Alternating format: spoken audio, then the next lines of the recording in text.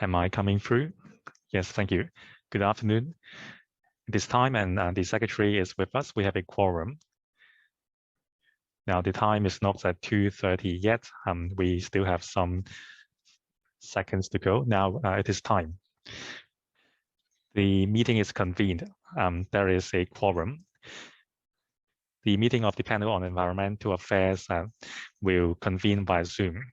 During the course of the meeting, please maintain the video function on, as well as show your face.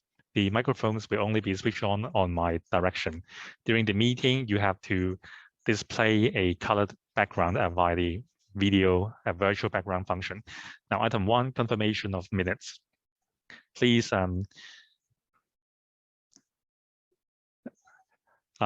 endorse the minutes of the meeting held on the 25th of January 2022, paper CB 190. So far, we have received no amendment proposals. If you have any views, please raise your hand on Zoom. If not, then the meeting is the minutes is endorsed. Now, item 2, information papers issued since last meeting. Subsequent to the previous meeting, we have received 3 information papers as set out on the agenda. Subject to your view, please take note of the papers. Item 3, items for discussion at the next meeting. Concerning the next meeting's items, which the meeting will be held on the 25th of April 2022, a Monday at 2:30 p.m. The administration proposed the 2 items as follows.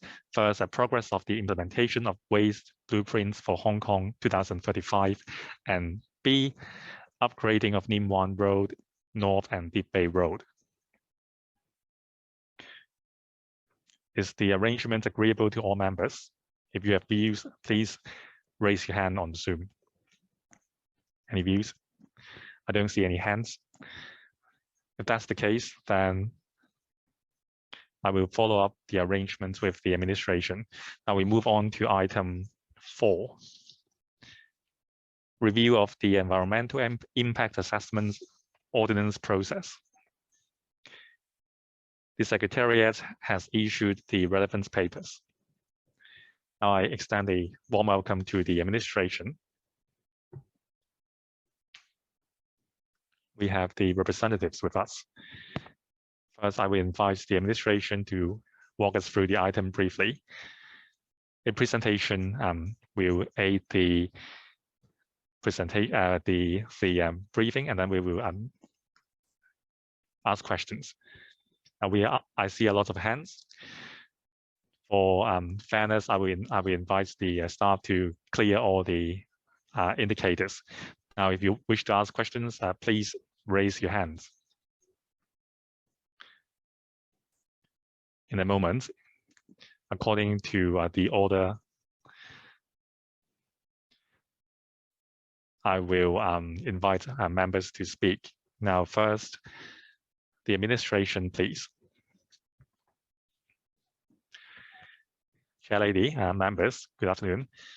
In her 2021 policy address, the Chief Executive has announced that the Environment Bureau will conduct a review on the Environmental Impact Assessments, or EIA, process stipulated under the Environmental Impact Assessments Ordinance, or EIAO. The EIAO has been in operation since 1999. Its purpose is to avoid, minimize, and control the adverse impacts on the environment of designated projects through the application of the statutory EIA process and the environmental permit system. To strike a balance between the need of environmental protection and development, it is an important platform to have the EIA requirements. It is also important for providing the data on environmental data concerning projects.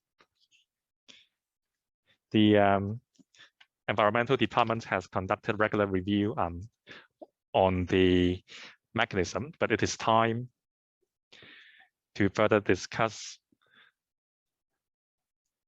optimizing the environment, the EIA mechanism, to optimize the efficiency, enhancing its operational efficiency, as well as focusing more on environmental outcomes.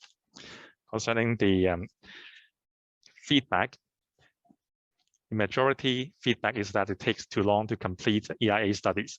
For complicated or controversial projects, it is not uncommon that the EIA process might take 3 to 4 years or even more. It would be more desirable if the completion time for EIA process can be optimized to around 18 months for typical projects and about 24 months for major or complicated projects.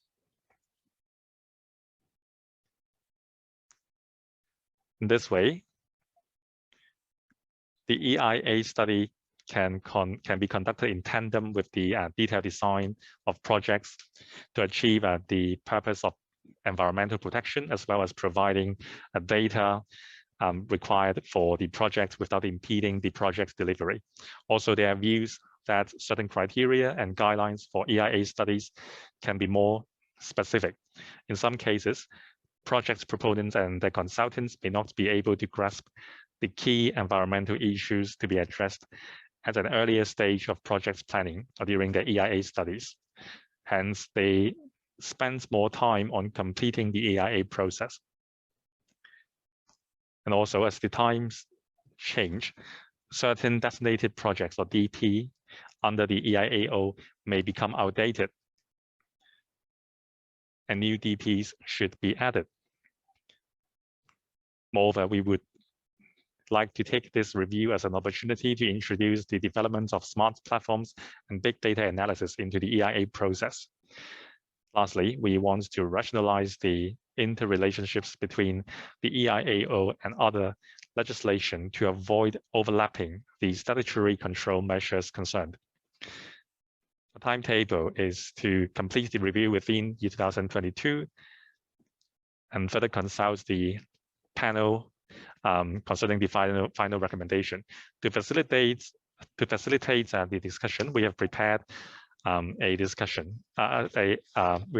presentation. I will invite Dr. Samuel Choi from the EPD to present the PowerPoint. Thank you. Now, with the assistance of the PowerPoint, I would like to introduce to members our proposals. Now, the EIAO is a platform for striking a balance between environmental protection and development. It has been implemented for 2 decades. The result is remarkable. I will give you supporting data on that. In the past 2 decades, we have conducted optimization of the EIA mechanism. Now, you may see that we have a new landmark in place along the Victoria Harbour. Under the phase 2 of the Wan Chai Development Plan and the Central Wan Chai Bypass, we need an air purifying system at the end of the tunnel to protect the environment and nearby from pollution. The exhaust is directed for discharge from another facility. This is the new landmark we have. We have a lot of visitors for this landmark. And also the Shenzhen, the Hong Kong section of the Hong Kong-Shenzhen Express Railway, a new design has been adopted to reduce the noise caused by vibration of the tracks.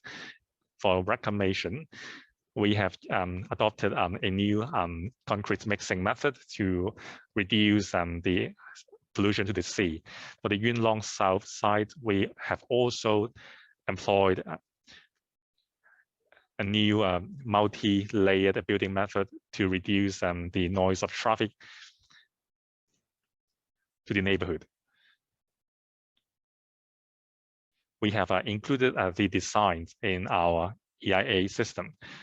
In the past 20 years, we have approved more than 600 environmental permits and some 260 environmental impact studies that were approved. Now, the goal of the review is to optimize the procedures, enhance efficiency, and focus more on environmental outcomes. So we have four major areas. First, we will optimize the EIA process to avoid overlapping with other statutory requirements. Second, we will establish a centralized environmental database to enhance the quality and transparency of the EIA studies and standardize the criteria of assessments. We'll also review the schedule and technical memorandum and guidelines and enhance communication with stakeholders. There will be more collaboration with the public as well as the project's proponents. Now, some history for you on how the efficiency would be enhanced. Now, EIA studies generally take a long time. For example, at the Yuen Long South housing site, the EIA report that took some 59 months to complete. For the environmental or ecological baseline surveys, it took some 9 months, or 44 months. Now, the ecological baseline survey took nine months. However, because of the change of the layout, additional time was required. Concerning the ecological baseline survey, we will conduct a dramatic optimization. The requirements under the survey will be changed. We will specify the time required. For some projects, we will extend the time allowed for baseline surveys. But we will allow project proponents to conduct the baseline surveys in tandem or even before the EIA study brief is issued, so that the work can be completed sooner. We will also specify the required time period of the baseline surveys as well as the depth of the survey. Second, in terms of air pollution,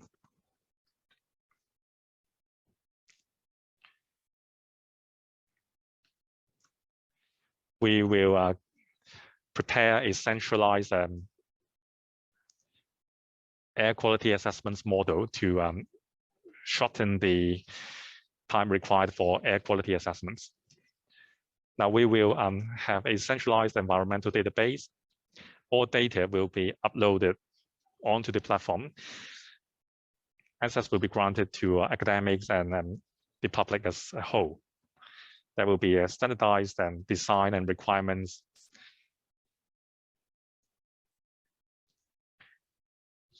So for studies conducted by universities which are subvented by the government, through the standardized format, we can transfer the data directly and upload them onto our platform, drastically saving time and ensuring the quality of the data. There are other proposals as well. For example, we will optimize the landscape and visual impact assessments, and we will share a successful experience of relief of remediation measures and mitigations. Besides sharing the successful cases, we will also prepare an online noise assessment model so that noise assessments can be conducted entirely online.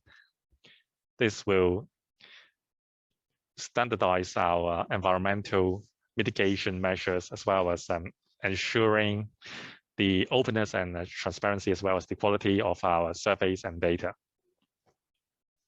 And we will also enhance land contamination and hazard assessments. New model will be adopted. That's the exposure pathway receptor model. We will also review the data concerning the heavy metal contents in our soil to facilitate future work. And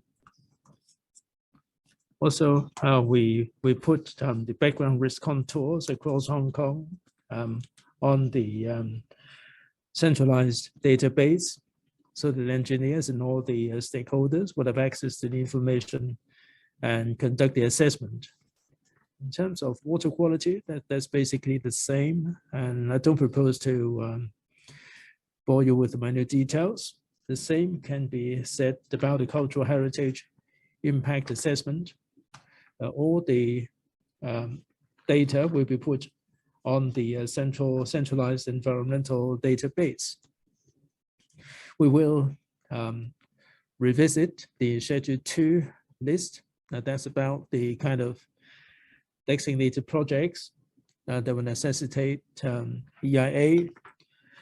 Let's say the storage of hydrogen. We've been doing this for so many years. We think that this can be optimized, and we can standardize the requirements, like the pumping station. There will also be some amendments. We'll be exempting the essential facilities like helipads used for firefighting, hospital, police, national security, and so on. They will not be subject to any EIA. On the 7th of March, we presented this to the ACE, and they, by majority, supported our proposal. Although they have made some recommendations, we will be looking into these in great detail, and there will be further consultation on the trades and also the engineers for their comments. Finally, we hope that the entire review exercise will be completed in the year 2022. Upon completion, we will be coming back to this panel to bring members up to speed on the progress and also the way forward. Thank you very much, Chairman. So much I have to say. Thank you, Dr. Cui. We move on to the Q&A. There are 15 members who have raised their hands to put questions, and then we read out their names. 4 minutes for each member. Gary Chan, Chen Xiu Hong, Chen Yut Ming, Chen Chen Ying, Tony J, Frankie Yik, Chu Kwok Kang, Lau Yip Kang, Jamie Sun, Kwok Wei Kang, Dr. Lo Wei Kwok, Edward Lau, and myself. Mr. Gary Chan first, please.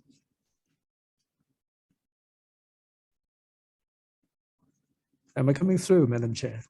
Yes. Madam Chair, I speak in support of the optimization of the EIA ordinance. I feel that between development and conservation, we can strike a proper balance if we want to apply our mind to it. Over the past couple of months, I've been to Tin Shui Wai, near the wetland park, and I visited this development project. In terms of conservation and building, they are doing a pretty good job. They didn't cause any conflicts, and this is something that should be held up as an example. Now, my question is, in the past, people tend to criticize the EIA for being skewed in favor of conservation, and this would be getting in the way of housing development, that we are prioritizing housing development. Now, how can we move from the extreme? How can we avoid or guard against the extreme of conservation Moving over to the housing or the building stream, how can we strike a proper balance between the two? Secretary, thanks very much for your support, Mr. Chen. It's always our work to strike balance between development and conservation. The Undersecretary can supplement. I think we have to take full advantage of our resources and optimize the resources in our development. Undersecretary.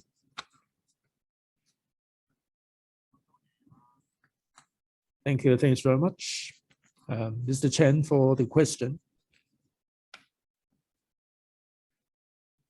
Well, the EIA system is a neutral system. It's not skewed in favor of any particular party.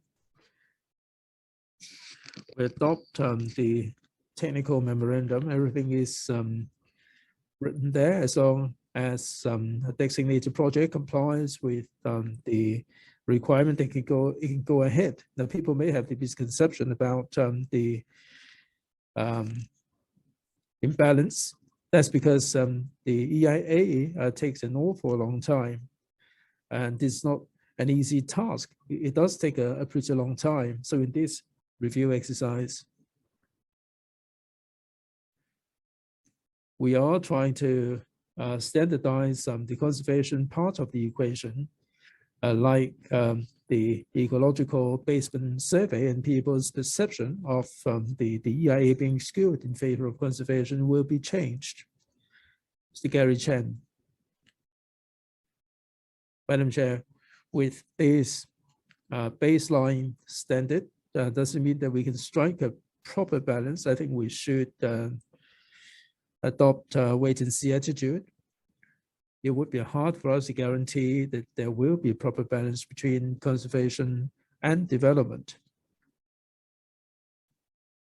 Secretary, well, I understand what Mr. Chen has to say, that we're adopting a multi-pronged approach. We're rationalizing the procedures. We're making the data more transparent. We're using the big data for the whole community to harness the information. I've got no supplement, Madam Chair. Mr. Chen Xiuhong. Madam Chair, thank you. The EIA ordinance was implemented in 1998. It's been 20 odd years now. I welcome the government's initiative to conduct a review. The EIA procedures for large-scale projects, like the Secretary said, is time-consuming and complicated. I think we should streamline the procedures, and we should take advantage of IT to get on with the EIA and to achieve cost effectiveness. I've got two questions here. In the review exercise, and there is a mention of standardizing the ecological baseline survey, the creation of the centralized database. I think we should get on with these. And this is something that the Environment Bureau or the EPD should do. I don't think we should be stuck in any argument as to whether we should do it. Now, why is it that the government has failed to do this all along? If the government has no resources, they should raise them a long time ago.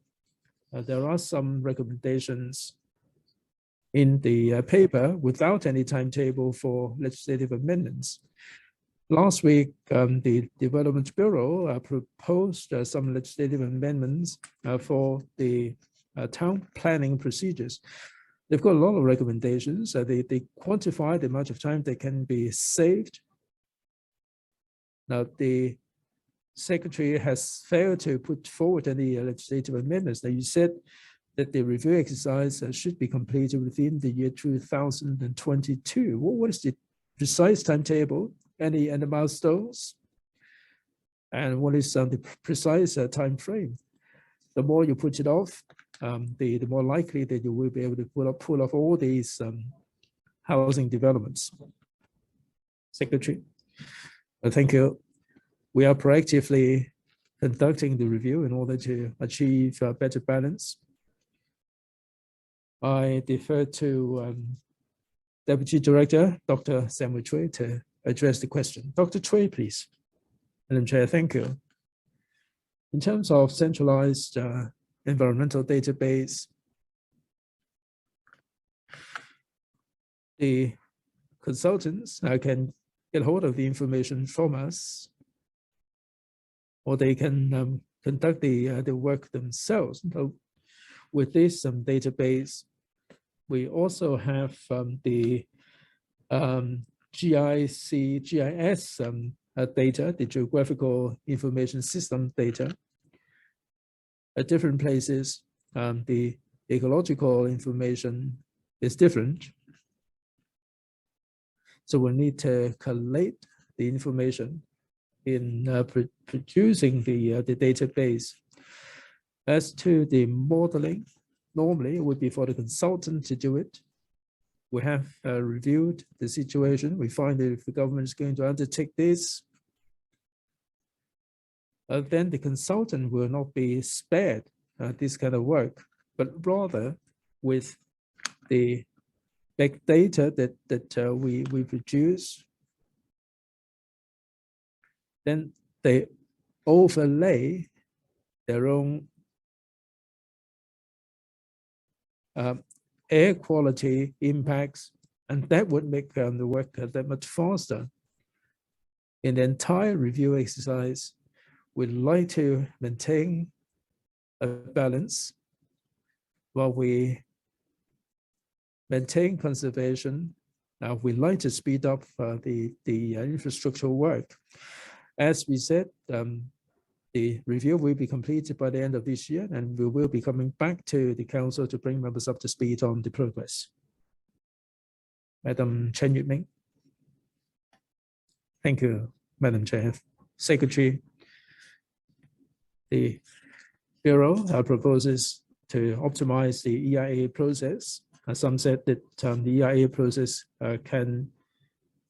according to this plan, the process can be reduced to 18 months for typical projects and 24 months for complicated projects. And there will be introduction of AI. I think there is a lot of catching up to do.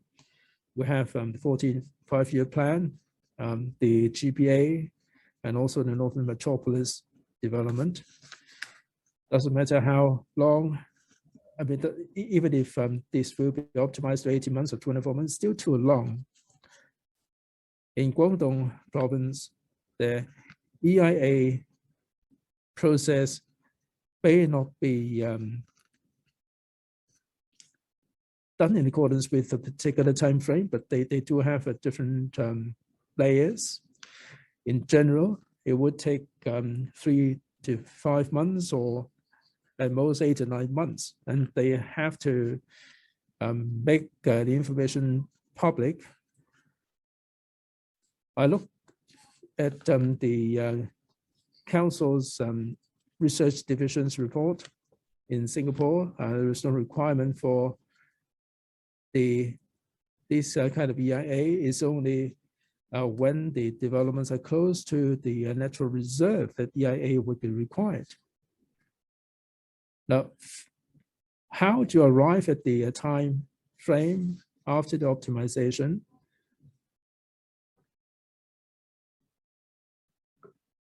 I think the 18 to 24 months seem to me to be rather long. It would be hard for us to be integrated into the national development. It would be hard for us to get on with the Northern Metropolis in order to resolve deep-seated problems. Will the Secretary have regard to the practices in neighboring jurisdictions and further streamline the whole process? Thank you.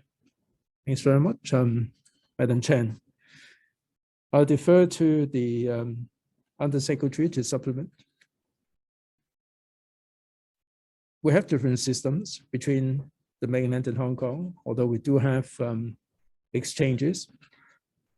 Now, for the ecological baseline surveys, and these are basic data, and this is a common practice in Hong Kong, and this is something that we attach a lot of importance to, and we will maintain the exchanges between Hong Kong and the mainland, but this is the fundamental concept, we like to strike a balance between conservation and development. The Secretary, please. Thank you, Secretary, and thank you, Ms. Chan, for your question. Now we have some differences in terms of the system with the mainland and overseas. Now the 18 months required is for the completion of the entire EIA process, not just the time required for the EIA report and survey. It includes the public consultation before the brief and before the start of the project, as well as the time required for approval of the and granting of the environmental permits. The 18 to 20 months time is reasonable because the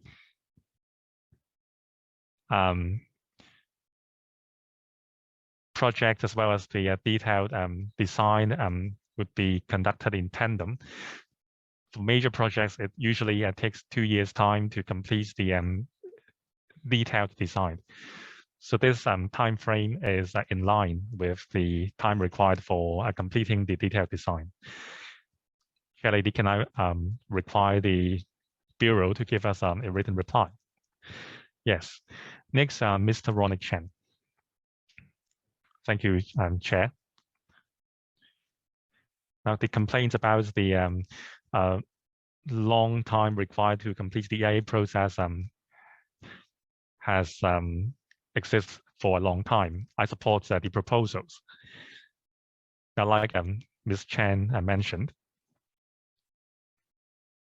if this proposal is given the green light, what will be the time frame required for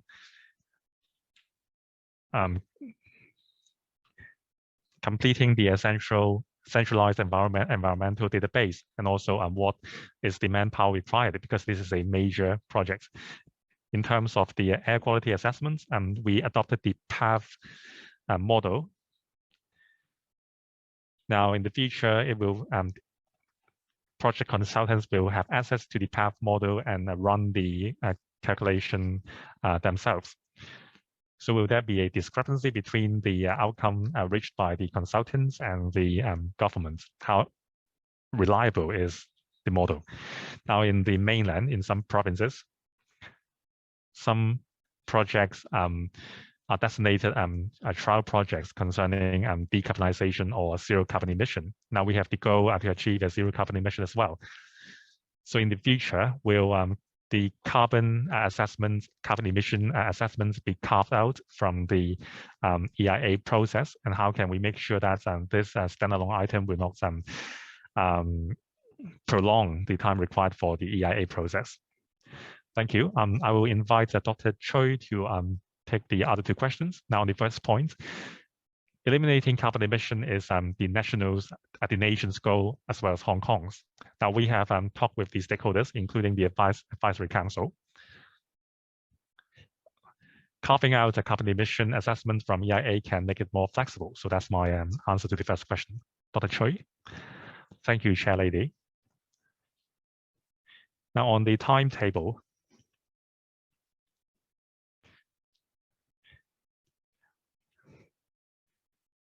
we are working full steam to establish the centralized environmental database.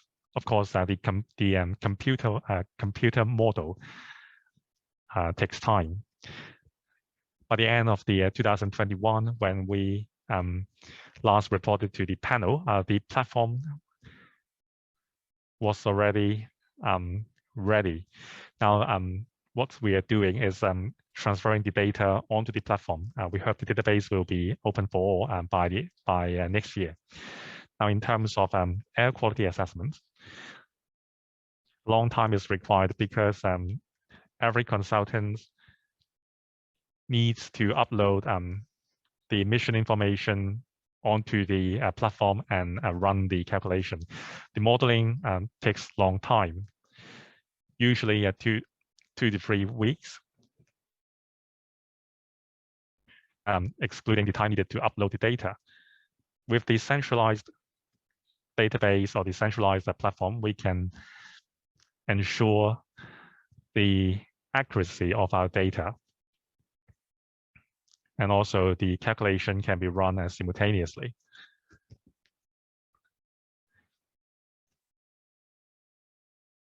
So when the consultants include the emission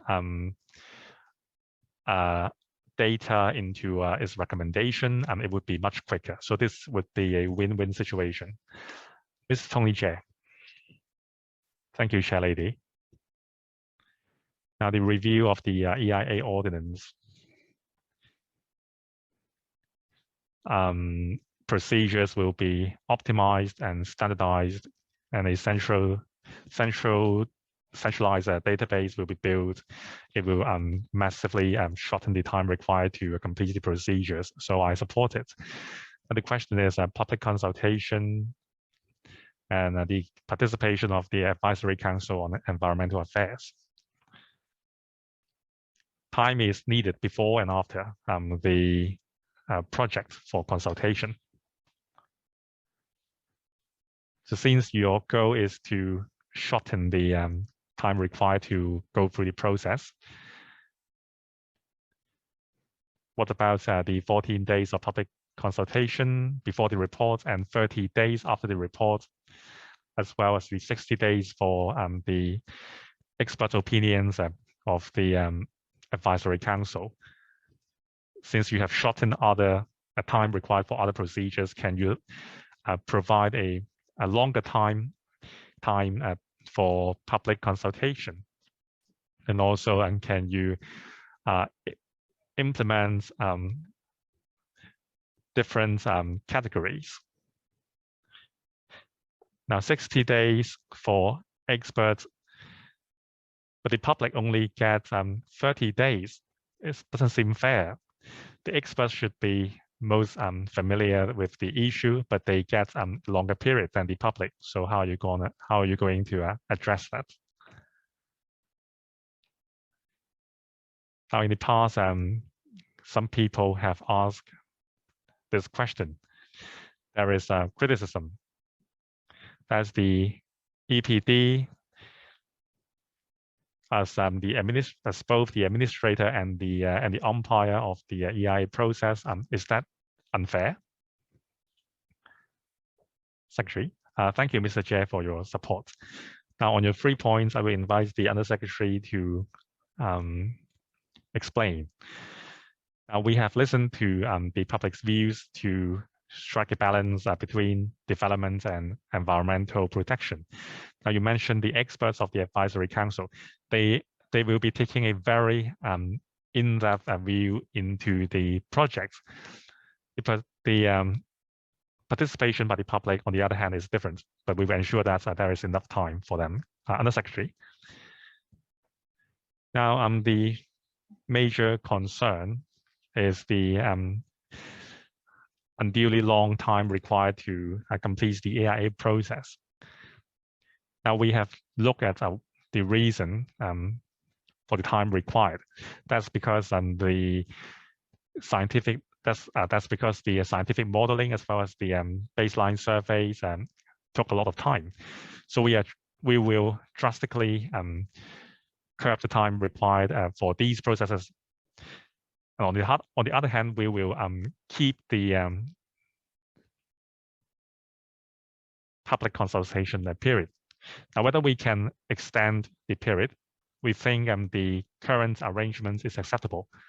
Now, the goal is to shorten the overall period.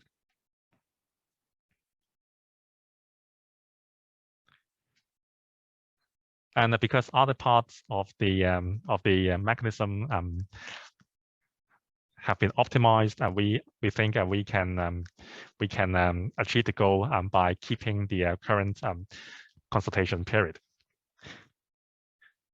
Now, actually, there is a standalone department under the EPD for processing EIA applications.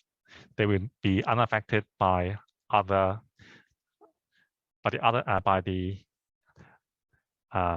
colleagues and other departments. And actually, it has been studied by our courts in previous judicial reviews, the court's finding is that there is independency in the EIA process. Mr. Tony Jie, do you have any follow-up questions? So sorry, my time is up. Thank you. Mr. Frankie Yik. Thank you, Chair Lady.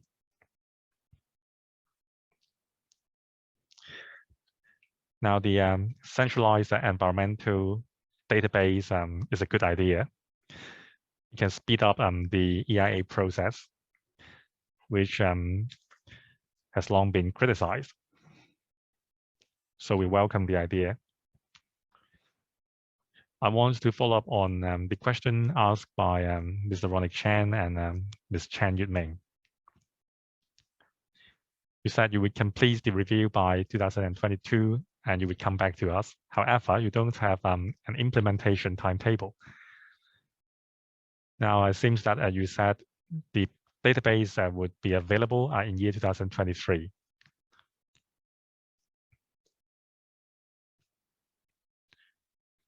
So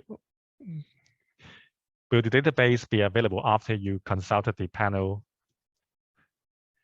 or is everything actually ready? Secretary.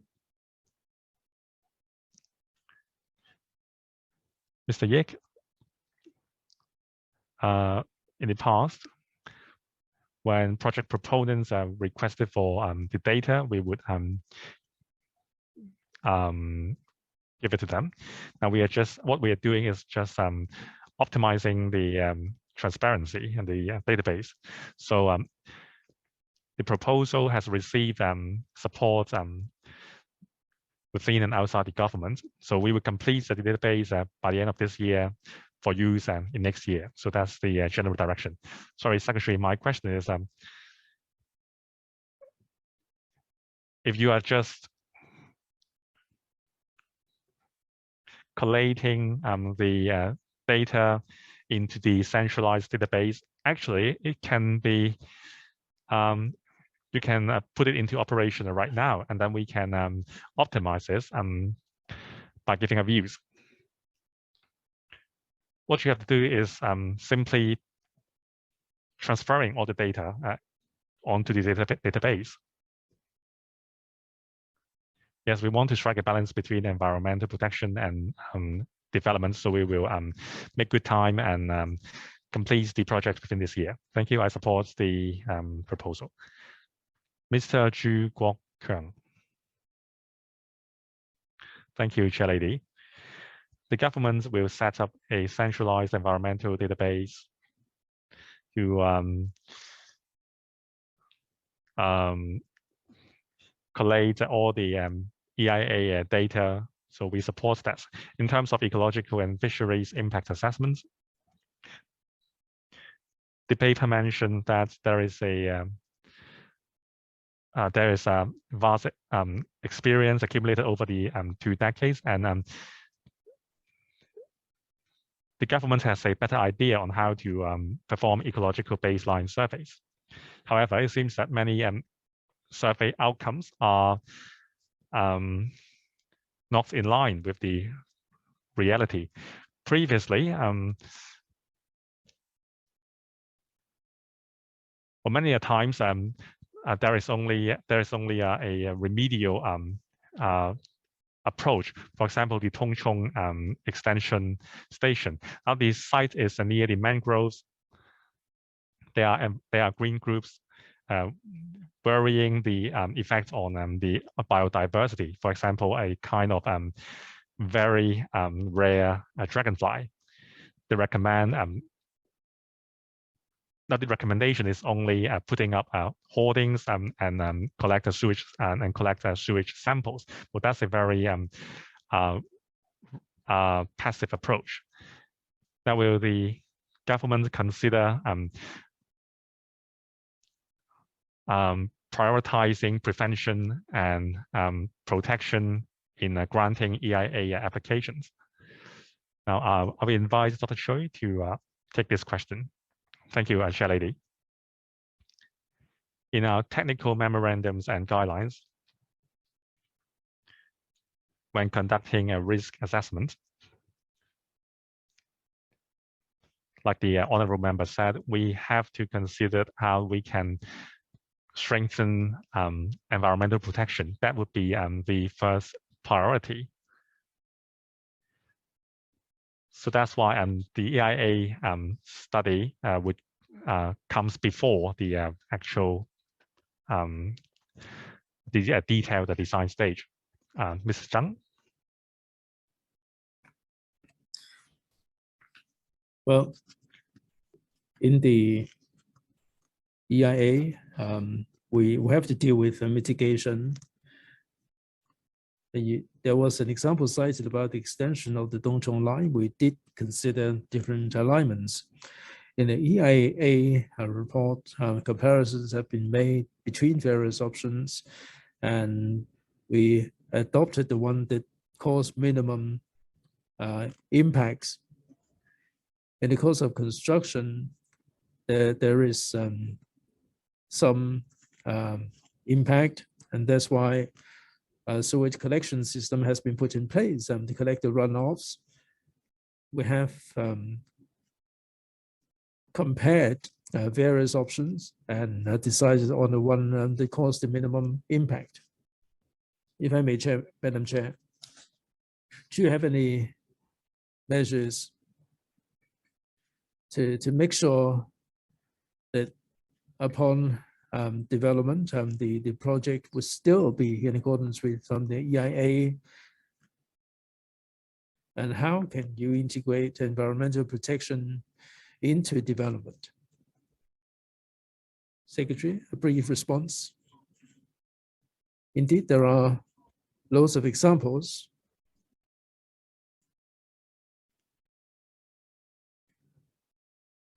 There are some measures to make sure that the initiatives would continue to be effective.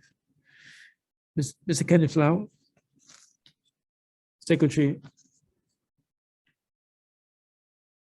The EIA ordinance that was brought in 1998, all designated projects will be subject to the EIA. And EIA is moving Hong Kong towards sustainable development, and it does have some positive impact. But the EIA exercise is inordinately long. It takes anything up to years. In the days to come, we're going to have the Lantau Tomorrow project and the Northern Metropolis. I think it is time for us to review the EIA ordinance.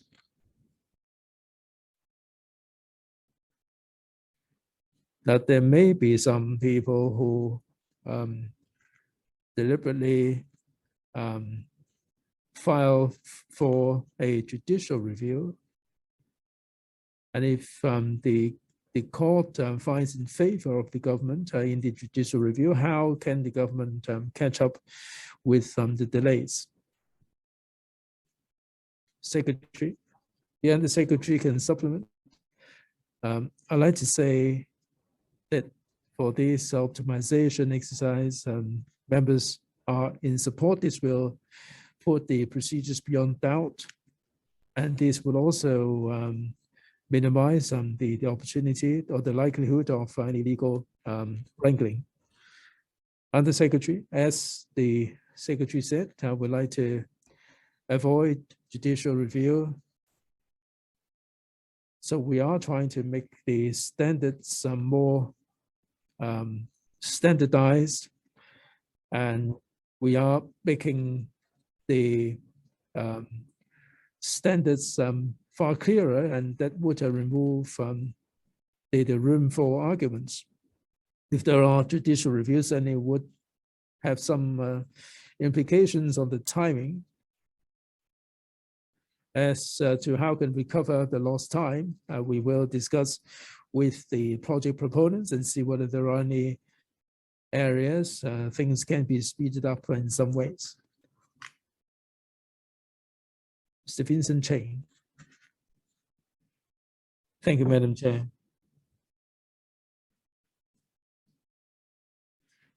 I support the optimization of the EIA process.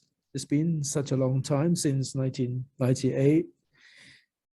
And it is time for us to conduct a review, although the secretary said that there were some minor improvements along the way, but I think we can strike a proper balance.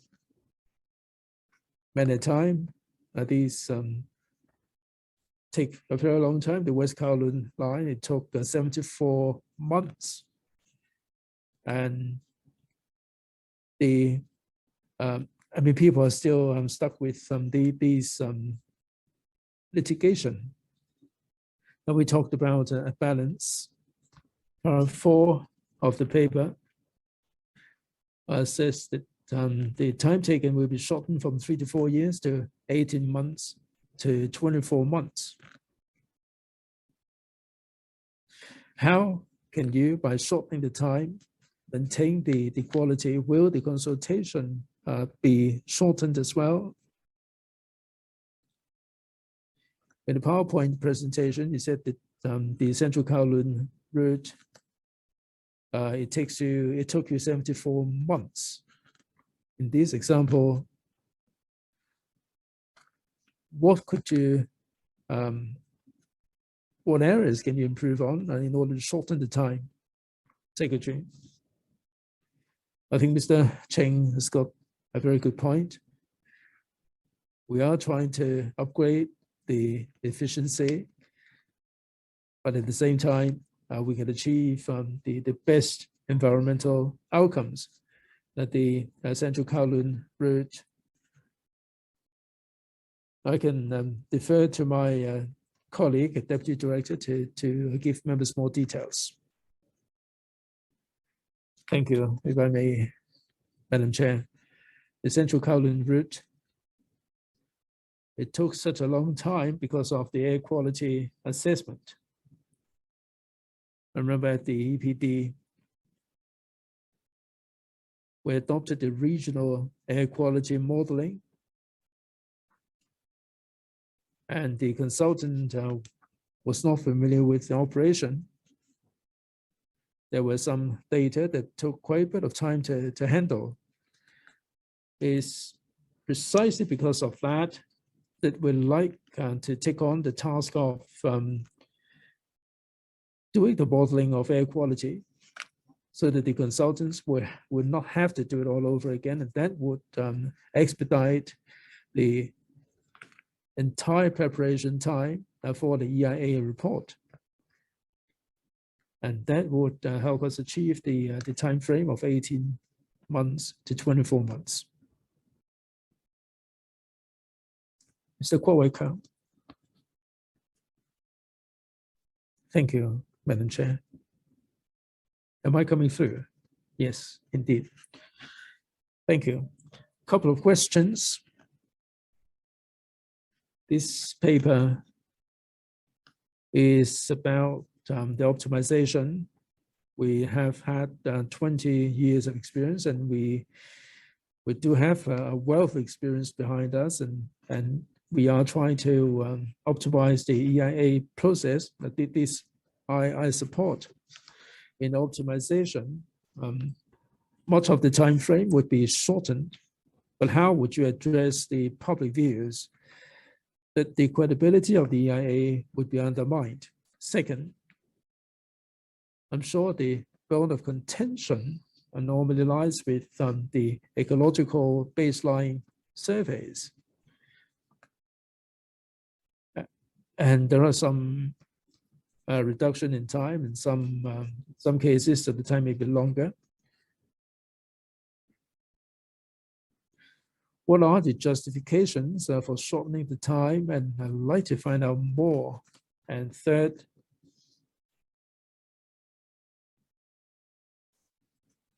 about the financial implications. Now, we spend quite a lot of time retaining consultants in the EIA exercise. Now, the government is going to create the centralized database, and that would obviate the need for consultants to be retained, because this is readily available from the database. To what extent would we be able to save in terms of consultancy fees? Secretary, thanks very much, Mr. Kwok. There are 3 points there. The Deputy Director can address them in detail. Basically, the exercise is to standardize the procedures and to enable people to get hold of the data sooner. And this will enhance the credibility of the EIA exercise. Yes, please. Go ahead, please. Madam Chair, thank you. The question is about how we can maintain the credibility. Other than the centralized database, we need to have qualified people to be involved. Second, we mentioned the ecological baseline surveys. We're not wasting any time at all. Once the surveys are standardized, the project proponent can get on with the ecological baseline survey sooner. And depending on the ecological system, we would put it beyond doubt how long it's going to take. We are not trying to reduce the work. Let's say the dry season and wet season, we would specify the kind of months that would be needed and how long it's going to be needed and frequency and so on. So when we standardize everything, then people will be sufficiently clear about the situation. This can guarantee the quality. In terms of financial implications, a lot of the data are in the database. The consultants would save quite a bit of time, and certainly there would be some financial costs that would be saved, although we cannot say categorically how much is going to be saved, because the projects vary from one to another, so we cannot pin down the exact savings that will be achieved. Mr. Stephen Ho. Madam Chair, thank you. The EIA in itself is good. It started in 1998. In the 1980s, the fisher folks were adversely affected by the marine engineering work, and the marine culture zones sustained tremendous losses. And they tried to petition Governor Patton at one point. And then we had this EIA ordinance. Little by little, after many years, a lot of the procedures are becoming duplicated. And I do agree that it's right time for us to rectify all these problems. Even minor works, I think we can allow them to go without any EIA. And let's say the marine culture zones, you require an EIA report costing us hundreds of thousands of dollars. It's a minor project, it's a road work project. I'm sure that this can be avoided if this is vetted by the relevant department. So I hope that Secretary Wong might wish to consider some ultra minor works for which the EIA can be removed. For the optimization, some time frame is shortened. From the fisher folks' point of view, we keep reminding the government, like in Para 9 said, there is the fisher, the fisherman fisheries impact assessment. Like Mr. Gary Chen said, sometimes things are skewed in favor of the environment more. In these fisheries impact assessment, there is an absence of any impact on the production. When a study was conducted on the mud pit, the number of fishermen, the fishing boats the frequency of visiting the place is a medium to high, but you're still using this as the mud pit. And you are digging up the area, and I'm sure that this would be detrimental to the ecological system. I've suggested to the government many times that you shouldn't backfill the mud dug from the seabed in situ. And about operating space for fishing vessels, I think the government is not attaching importance to the fishery industry. That's why we lack the space and the means to operate at seas. So besides EIA and surveys and so on, I think you have to consider the compensation and relocation of practices. Now you are trying to optimize the EIA. I think it isn't deep enough. I hope you can give the fisheries industry a chance to survive, and in terms of compensation, and then we will fully support you. No, not much time left. A short reply from the administration. We will follow up on Mr. Ho's questions. I request a written reply. Secretary, this is an important question. Please give the member a written reply. Dr. Wong Yunshan, thank you, Chair and Secretary. I support streamlining, or rather optimizing, the EIA ordinance. Now, the waiting time for public housing is 6 years. The Transport and Housing Bureau told us that nothing much could be done in the next 5 years. So in my opinion, we have a backlog of, we are falling behind the original goal of public housing units by 100,000 units in the past 10 years. So the THB told us it is not their business because it involves seeking available land and so on. Still, I think this is every segment is important. So I would like to follow up on the question. The PowerPoint said the Yunlong South housing development sites took 5 years, and there will be some 22,000 public housing units. For the Hong Shui Kiu site, it even took longer. It began in May 2008, and the EIA completed in year 2016, and there will be 18,000 public housing units. Now the New Territories North, it took 5 years from 2007 and to 2013, involving 48,500 public housing units. Now it took some 5, 6, or even 8 years.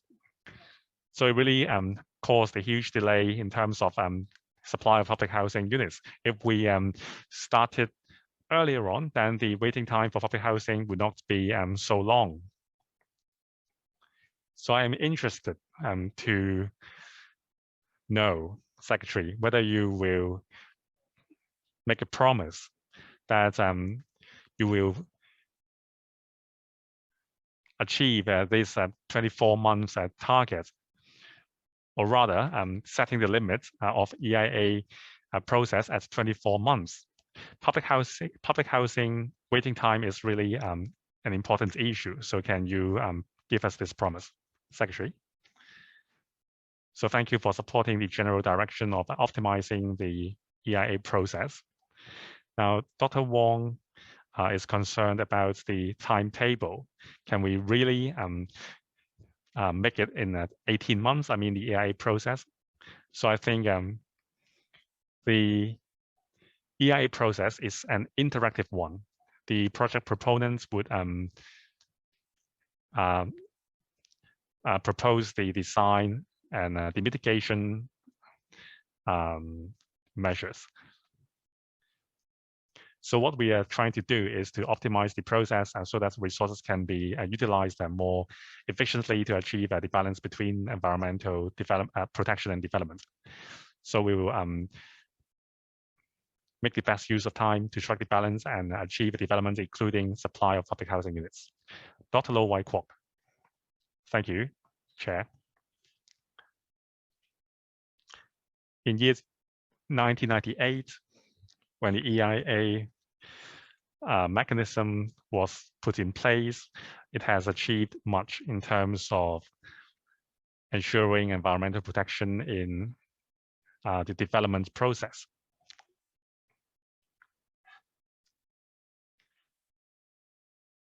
Well, in terms of the complexity of the EIA process, the free runway system is a prime example.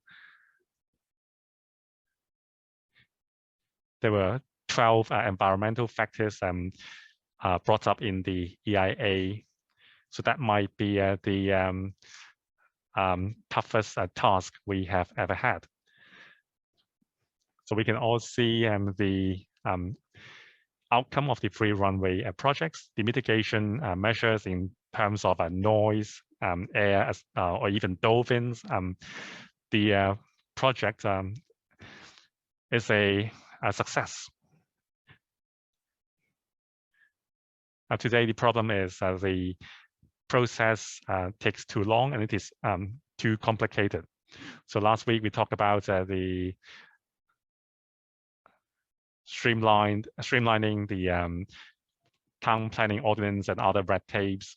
Now, today we are touching upon a very important segment, that is EIA, which generally supports the stance of the Bureau. And I have two questions. First, about the centralized environmental database. I strongly support this proposal. For designated projects requiring EIA, much time is spent on the baseline surveys. So what are baseline surveys? Well, that is the situation as it is. So you have to assess the situation at present, and then you will go to the important parts, that is the environmental concerns and the mitigation measures. So that is the key part.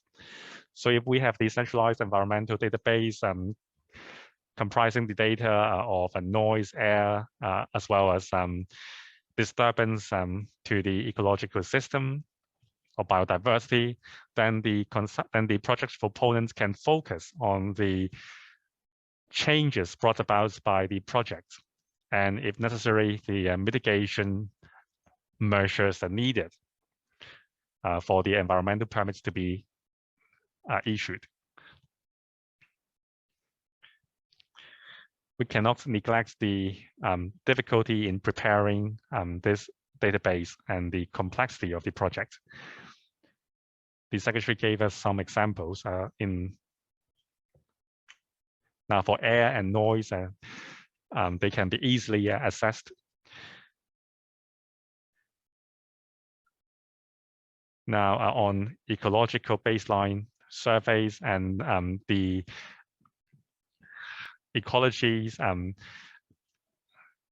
ecosystems are existing in sites to be developed. I would like to know more, and also about the I would like to know more about how the procedures will be streamlined. Secretary, briefly, please. So, like I said, we would like to ensure that there is enough time for consulting the public. Now, in terms of centralized environmental database, there are challenges. The point is we want to open the database for everyone to use. I support the proposal. Mr. Kenneth Lau, Mr. Edward Lau.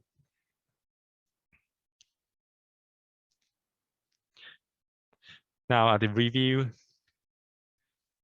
is being conducted this year, and then the details will be implemented later when it is approved. So how long will it take? we take a 5 to 10 years. And in the PowerPoint,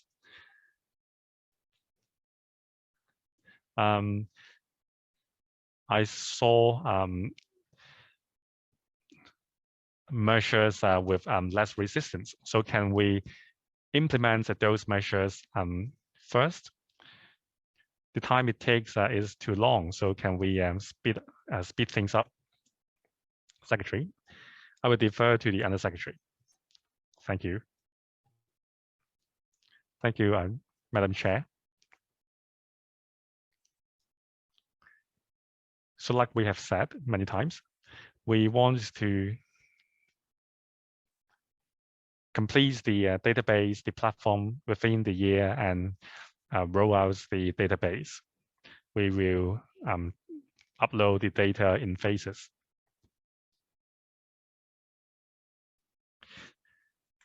You only answer the part platform. I'm talking about the streamlining of the entire EIA process. How will the measures be rolled out? So like the paper said, we have to update the technical memorandum and the guidelines.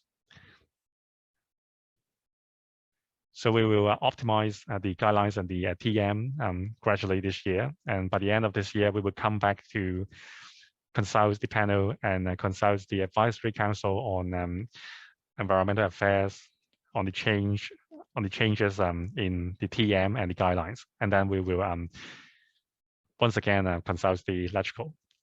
So can you complete all those in year 2023? I think we can.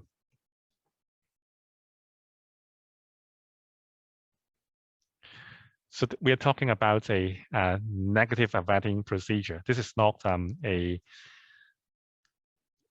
we're not talking about a major legislation amendment. So this the process can go much quicker. Understood. So you mentioned streamlining EIA process for sewage treatment plant and so on, and there are many overlapping requirements, and we can streamline them quickly. So I think we can implement the proposals in batches. We should implement the easier ones first. We can consider your suggestion. We can see whether we can roll out the easier parts first. Under the EIA ordinance, we allow for direct application for the environmental permit.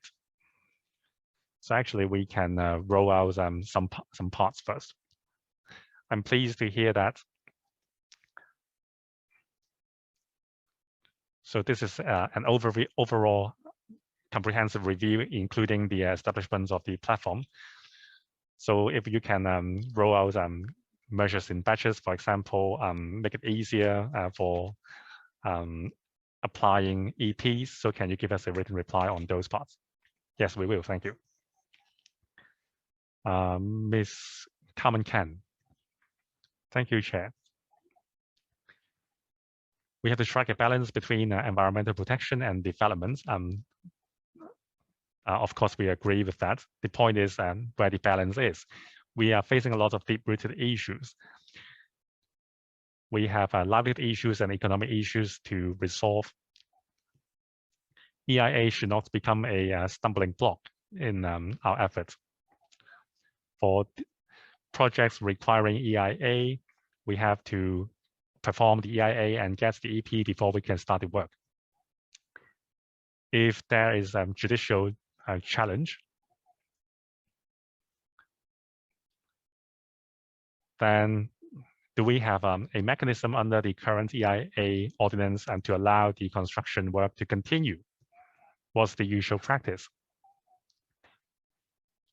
Will we make any amendments in the EIA ordinance to address the issue? Thank you. I will invite the Undersecretary to supplement. First of all, by optimizing the EIA process, the entire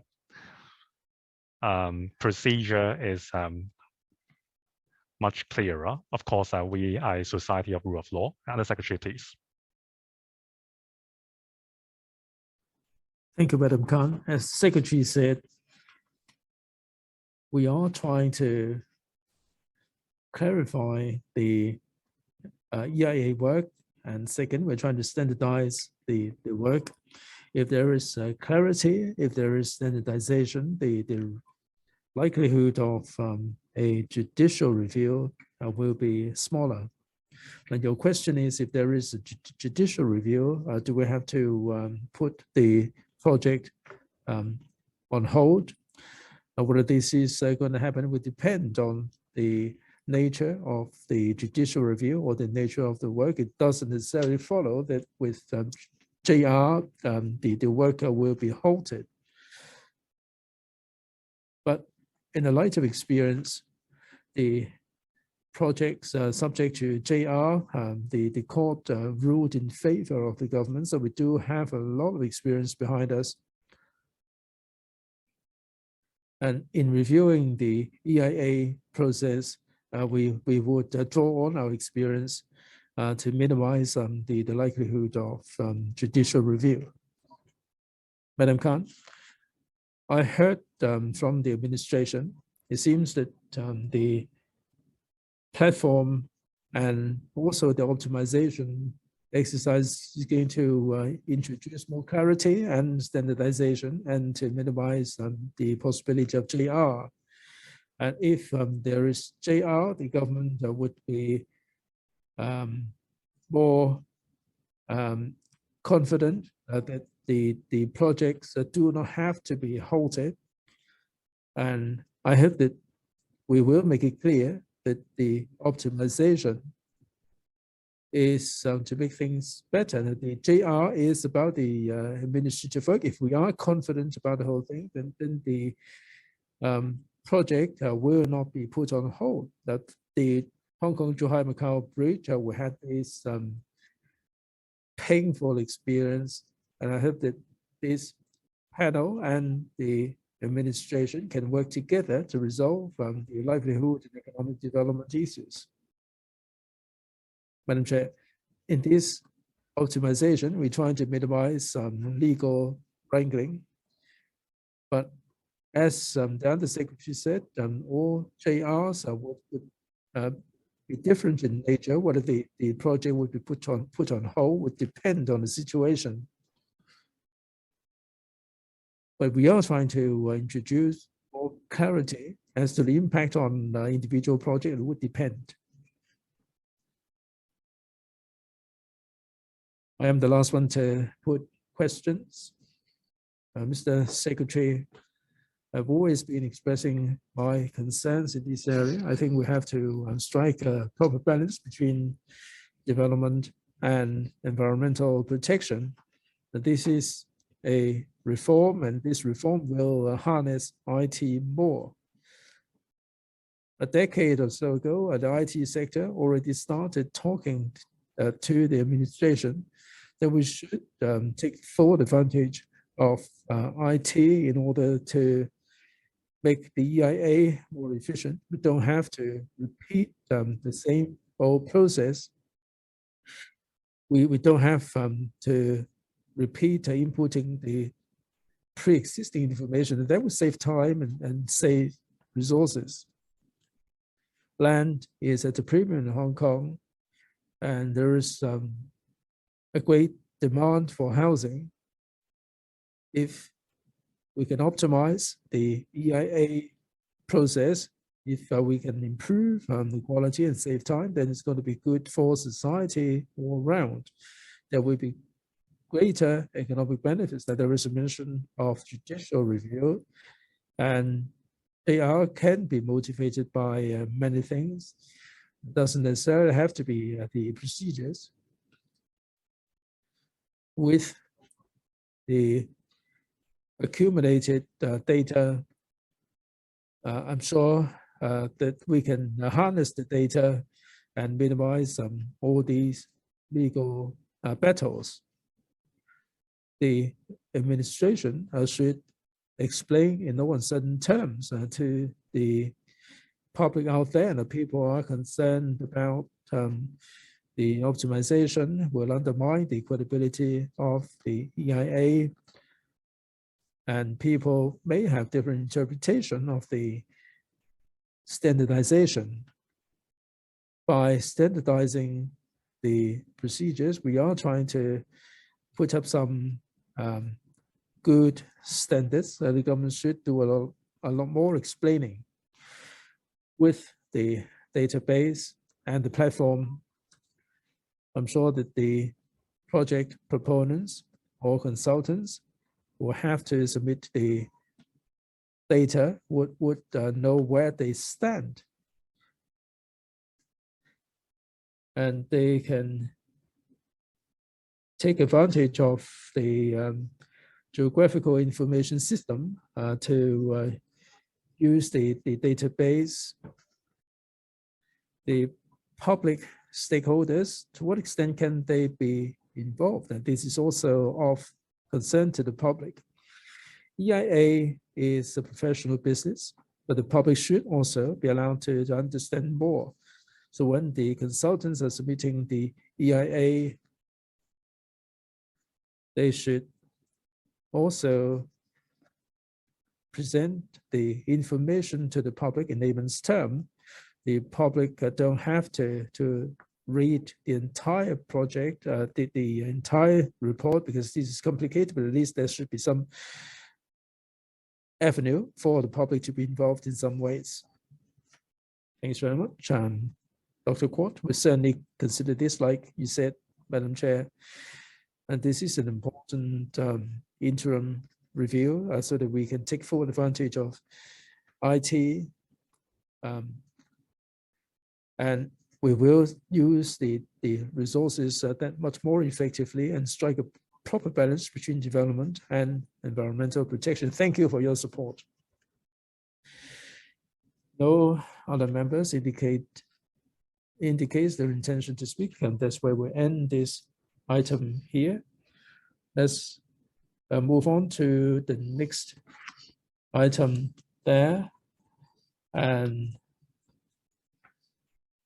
that's the retrofitting of noise barriers on Po Lam Road North, near Kingming Court, paper 94/2022.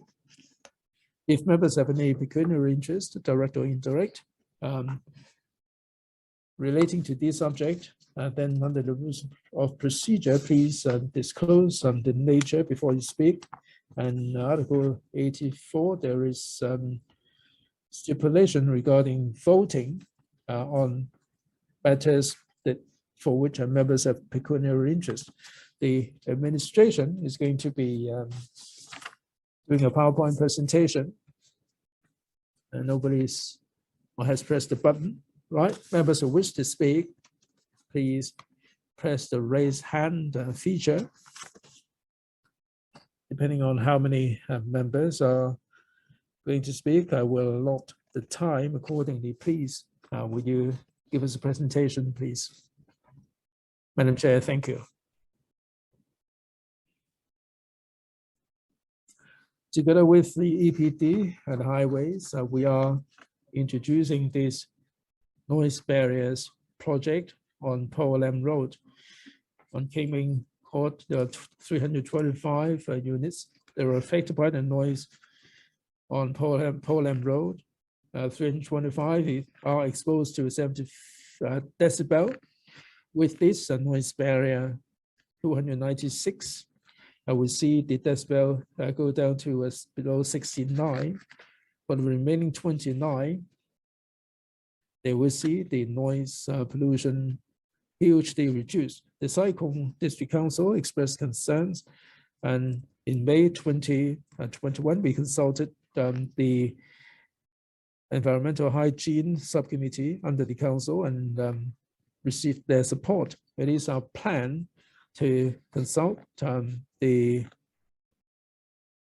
PWSC, and we hope that by June we will go to the Finance Committee. And this is going to cost us $181 million, $180.1 billion. So this will be completed in 3 years' time. Now for the exact details, I defer to Mr. Terence Zhang of the EPD and also Mr. Alex Chen from the Highways Department, who will be giving us a PowerPoint presentation. All right, let's get this. Let's bring up the PowerPoints. Madam Chair, members. And this is the first time we discuss this project in this term. I'd like to spend a bit of time briefing members on the work relating to the noise barriers. The EPD and the Highways Department have been retrofitting noise barriers since 2000. We do this on 41 road spaces in order to minimize the noise impact on the residents nearby. The project we're discussing is one of these exercises. There are 19 road space or road section for which we have completed the work measuring 21 kilometers, involving 64,000 people who benefited from it. We're also using low noise materials for the resurfacing work. This can be reducing the decibel by 3. The Highways Department, together with the EPD, have been working in collaboration to improve the durability of these low noise materials. So the more road space can be incorporated into this project, and more dwellings will stand to benefit. The EPD also rolled out some noise mitigation measures like the noise reduction windows. This will reduce the noise level for the residential dwellings. We've organized a lot of examiners, more than 1,000 practitioners took part. All these mitigation measures will be adopted more extensively so that we can reduce the noise problems arising from the traffic. And I defer to my colleague who will brief members on the specific details regarding these Pole Lam Road North noise barriers. Please.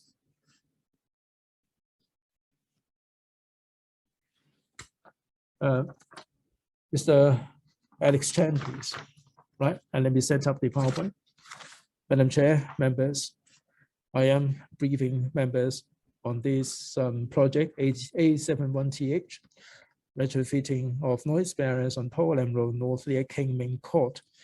In this project on Pole Lam Road North near Kingming Court, we are retrofitting a semi-noise enclosure to reduce the noise impact on the nearby residents. Here, in this A71TH project near Kingming Court on Pole Lam Road North, we're gonna have a 7-meter high and 180-meter noise semi-enclosure that's indicated in green. And here, we have this 7-meter high and 180-meter long enclosure. Here, with the installation of the enclosure, it is going to look like this. From this aerial photo, we can see how this is like in this computer model. And this is the internal look of this 7-meter high semi-enclosure. On top, we are using the translucent panel to minimize the impact from the sunlight. And we're using the translucent panel to improve the natural lighting. This is from another angle. This is a computerized model. This shows the internal look of the noise enclosure on the right. There are no noise recipients and no noise receptors, and so we're not putting any panel there. Now, in this semi-enclosure, this would be conducive to air ventilation. In terms of public consultation, On the 20th of May 2021, we have consulted the subcommittee, or rather the Committee on Environmental Hygiene, Climate Change and Agricultural and Fisheries of the Sai Kung District Council on the project. Concerning the plan and the plan of the project, we have gazetted the plan in accordance with CAP 370 roads, works use and compensation ordinance on the 8th of October and 15th of October. No objecting views were received, and they were gazetted separately. We seek members' endorsements on the project. Subject to your support, we will submit the. We will make an application with the PWSC and the Finance Committee for funding, and we hope that the funding will be available within this year. After funding is granted, we will commence the project with and expects the project to complete within 3 years. The cost of the project is about $180.1 million. Thank you. Thank you. 2 members have raised their hands, Mr. Chen Xiu-hong and Mr. Tong Li-jie. Is the presentation finished? Thank you. Mr. Chen Xiu-hong and Mr. Tong Li-jie, we have ample time, so 5 minutes each. Mr. Chen Xiu-hong. Thank you, Madam Chair. First, I'm pleased to see that the administration is doing its best to mitigate the noise impact on the residents. Now, on the project, along the carriageway of Polam Road North near King Ming Court, a 7 meters high and about 180 meters long noise semi-enclosure will be built, which will cost $180.1 million, and it will take 3 years. However, some 30 trees have to be removed. You have considered the lighting and ventilation factors, so I support the project in general. There are actually many ways to mitigate the noise. For example, planting trees intensively on the ramp near the road. Has the consultants considered other more environmental friendly measures besides considering keeping the trees? Can you use more environmentally friendly building materials and with low carbon footprint? And I also suggest that in the future, when there are similar projects proposals, I hope the administration can give us other options in the paper and tell us whether noise barrier is the most desirable option. Secretary, Under Secretary, thank you, Mr. Chan, for your questions. Of course, we are taking a multi-pronged approach to deal with noises. All newly built carriageways and housing estates would have taken a noise into consideration. We would avoid noise impacts during the construction stage. For the built environments, there are not a lot of options to consider. Like our colleagues mentioned, we are also conducting trial use of low noise road surface materials. We are trying to use the low noise material to repave the carriageway to mitigate the noise nuisance to the neighborhood. But it takes time to try out the materials. We have to consider the durability of the material as well, because it will be subject to heavy usage of vehicles. So we are already using the material for high-speed highways. Now we are trying out the materials in the residential neighborhood setting. So for areas with serious noise nuisance, there are some 60 dwellings subject to 70 decibels of noise. So noise barrier is the most effective means to address the problem. In terms of tree planting, well, we have done that in many areas. However, we find that there are a lot of gaps between trees. For a 10-meter wide tree cluster, we can only lower the decibel by 1 or 2. So for a high density city like Hong Kong, it is not very effective. So with all the constraints, noise barrier is one of the best options. For the noise, for the material of the noise barrier, have we considered carbon emission? Actually, we have. So considerations have been given to energy saving and other factors. And also, we will retrofit the panels with solar panels. It is not in the plan yet because there are still details to be sorted out with the electricity companies. After that, we will be able to install solar panels on the barriers for energy saving. Thank you. Mr. Tony Jack. Thank you, Madam Chair. I have a direct question and two related questions about the project. In Annex 3 of the paper, you said 325 dwellings will be affected, and 296 dwellings after the improvement of the project, the noise level will be reduced to below 70 decibels. Still, there are some 20 dwellings still subject to a noise level of more than 70 decibels. So besides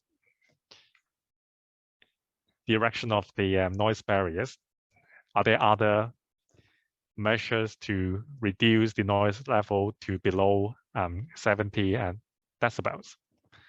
I think that's the basic requirement.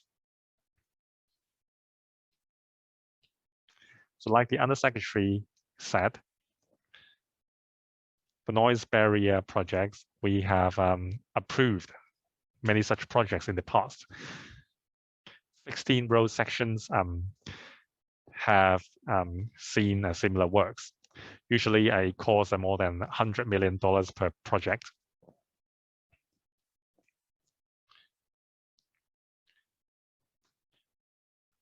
Now for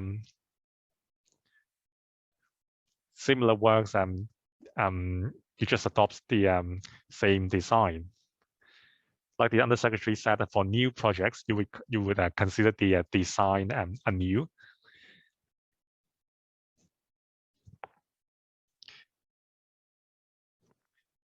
So subject to any major change in design, I think the cost for noise barrier projects would be similar. So now the government is trying to promote electric vehicles or EVs.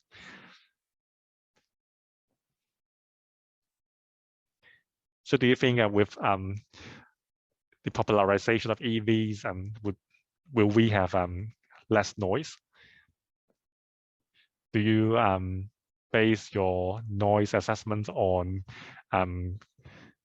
conventional vehicles? Our second question.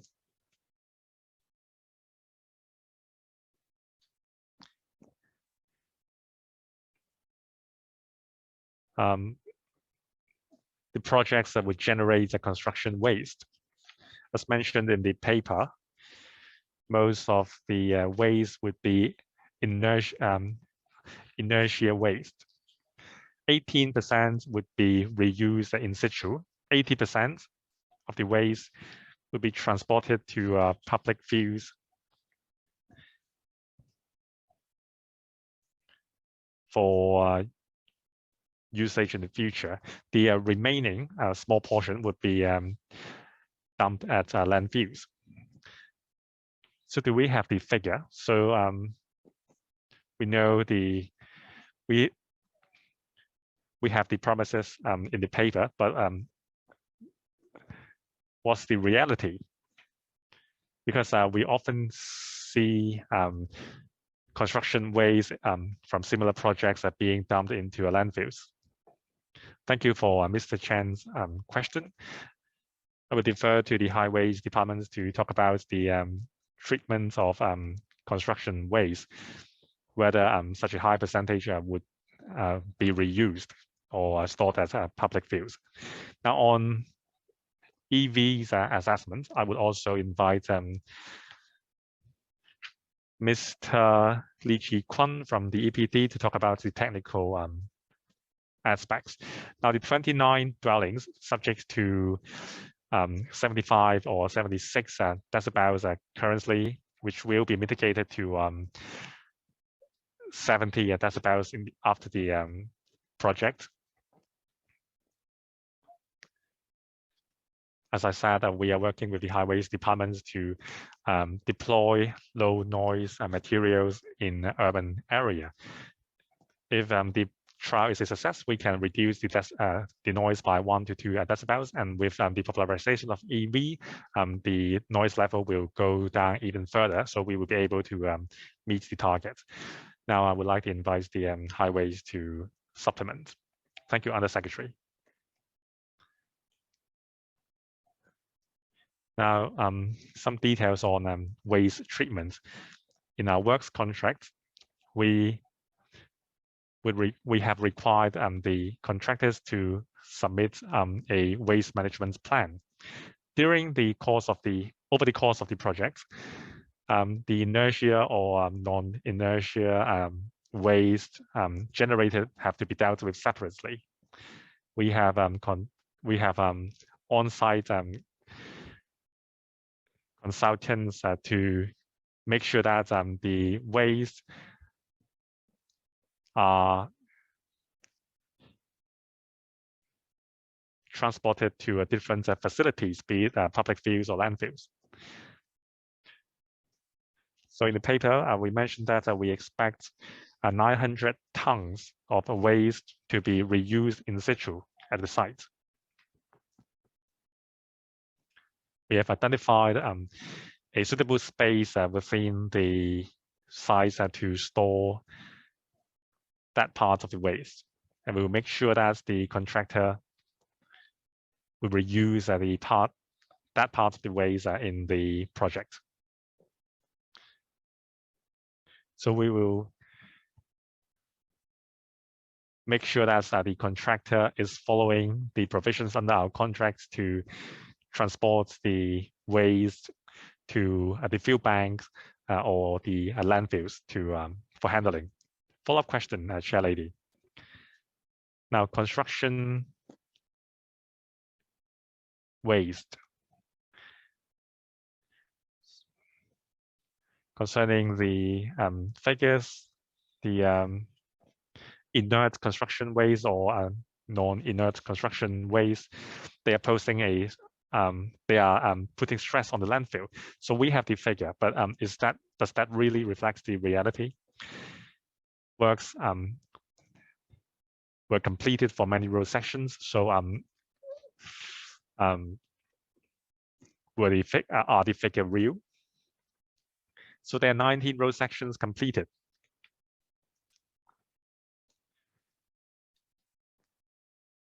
So the highways department is planning to erect barriers, noise barriers for other road sections. So how many projects remain? It really costs a fortune. Of course, mitigating noise is very important for the residents. Now, as we all know, the public coffer is not as abundant as before. So we need to plan ahead for the future. How many projects still remain in the next 2 or 3 years involving noise barriers and where you will come to apply for funding? Undersecretary, for the specific construction waste for previous projects, I think the highways can address this. If they don't have the information right now, they can supplement later on.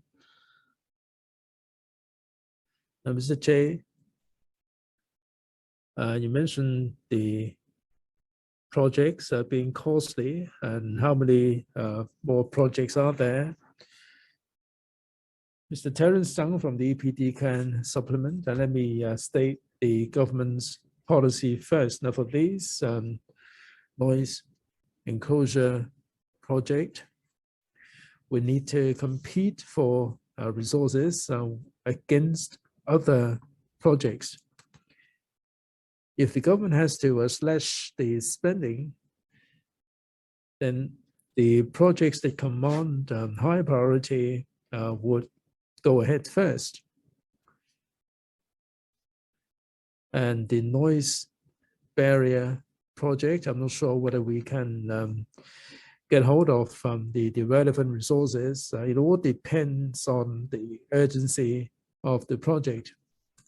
So if indeed the government has to cut spending, and then I'm sure that there is some implication as to the other projects of this nature. Mr. Zhang can supplement.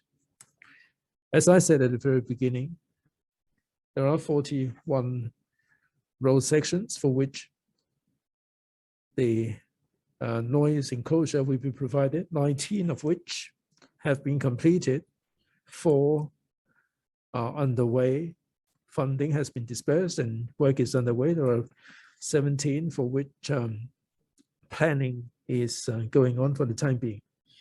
EPD, any supplement? I'd like to supplement on the noise associated with e-vehicles. On this Poland Road North Road section, we haven't taken into account the electric vehicles because of the small proportion.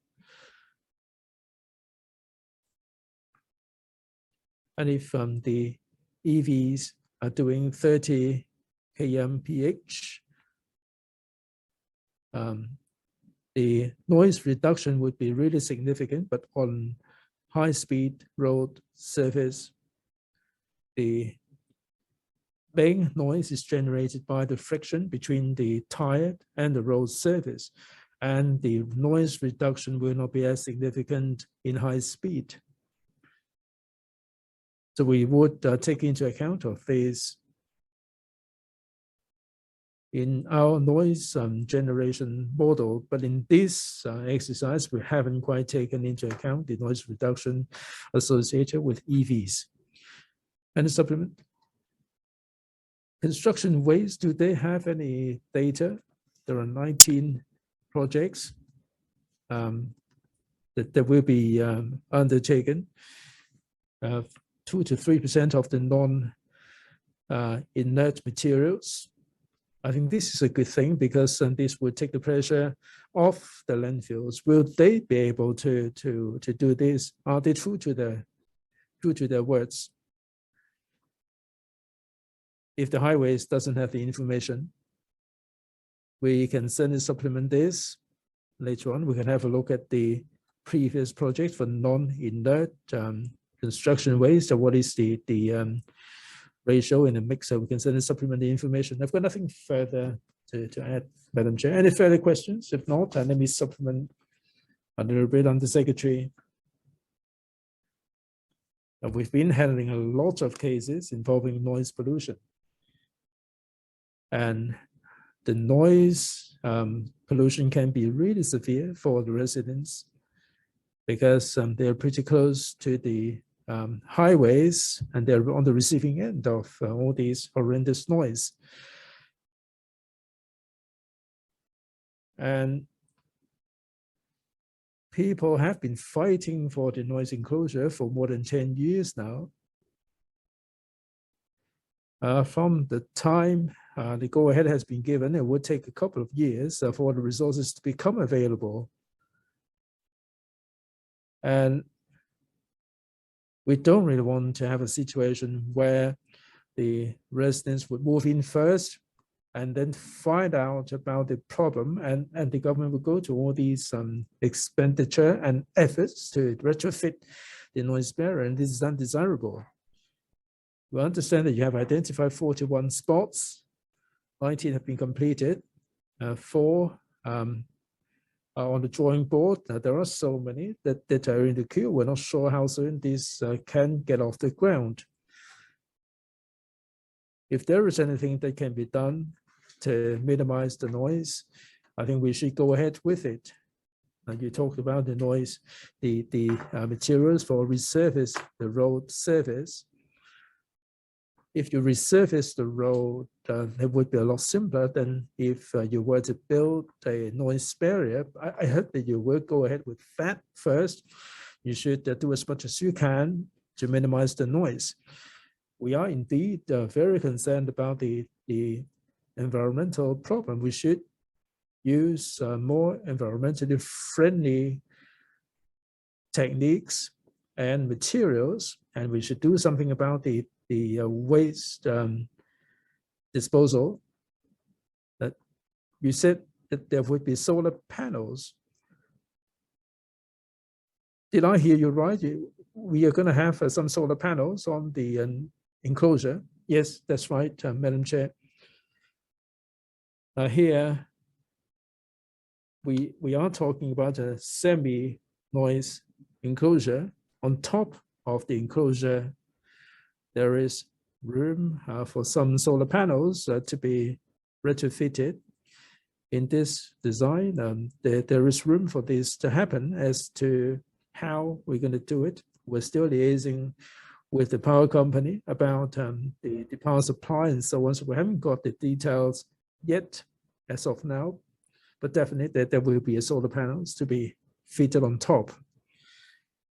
Undersecretary, I hope that you will pay attention. There shouldn't be any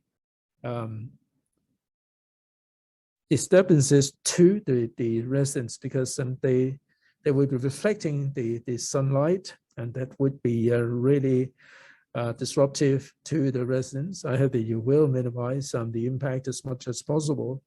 We do have a lot of experience in the district work, and you may put the solar panel there, but if you have any reflective surface there, we would, the complaints that will be flooding in, and all these problems are bound to crop up. And I hope that you will consider a more humanized approach. Now, with the solar panel, will then make any difference to the budget? Who's going to be funding it? I'm sure that it's going to be funded by the government. Is this included in the budget, or are you going to seek further funding from the FC? Madam Chair, the solar panel will cost very little. I'm sure that the budget can absorb this amount. You talked about the reflection. We will certainly consider this if the residents are affected by the reflection of the sunlight. We don't really want to see this happen. Certainly, we will consider the reflection, and we will consult the district council before we go ahead with it. So will this be a feature for future noise enclosure projects? I mentioned environmentally friendly materials. We also take this into account. Madam Chair, in our public works, we will have some environmental consideration in terms of materials, design, and energy saving, and so on. We will certainly explore in the context of these noise barriers to see whether we can fit the solar panel. It all depends on the location and the project. In principle, where possible, we will certainly do it. All right, any further questions? If not, do you all support the project to be submitted to the PWSC? Madam Chair. Yes, Mr. Chen. I raised my hand. I didn't see your hand. Sorry about that. Go ahead, please. In the paper, it is silent on the provision of solar panel. Now, the chair and the undersecretary mentioned the possibility of incorporating the solar panels, and this would involve some negotiation with the power company. I must make a declaration here that I am in the employ of a power company. If there are discussions in this regard, I am obligated to make the declaration here. All right, fine. All right, please, any objection? I didn't see any hands. So the government is going to submit this to the PWC. Thank you very much, Undersecretary and your team. Item 6, any other business, any OB item that you'd like to bring up? If not, meeting is now adjourned. Thank you all very much.